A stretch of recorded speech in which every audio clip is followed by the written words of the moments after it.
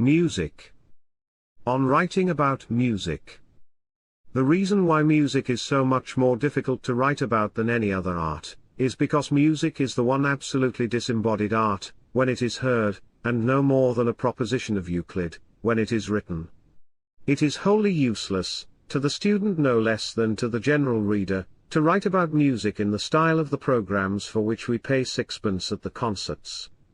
Repeated by flute and oboe, with accompaniment for clarinet, in triplets, and strings pizzicato, and then worked up by the full orchestra, this melody is eventually allotted to the cellos, its accompaniment now taking the form of chromatic passages, and so forth.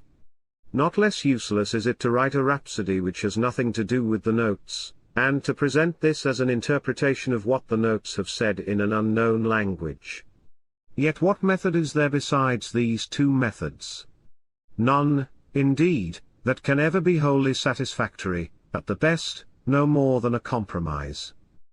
In writing about poetry, while precisely that quality which makes it poetry must always evade expression, there yet remain the whole definite meaning of the words, and the whole easily explicable technique of the verse, which can be made clear to every reader. In painting, you have the subject of the picture, and you have the color, handling, and the like, which can be expressed hardly less precisely in words. But music has no subject, outside itself, no meaning, outside its meaning as music, and, to understand anything of what is meant by its technique, a certain definite technical knowledge is necessary in the reader. What subterfuges are required, in order to give the vaguest suggestion of what a piece of music is like, and how little has been said, after all, beyond generalizations, which would apply equally to half a dozen different pieces. The composer himself, if you ask him, will tell you that you may be quite correct in what you say, but that he has no opinion in the matter. Music has indeed a language, but it is a language in which birds and other angels may talk, but out of which we cannot translate their meaning.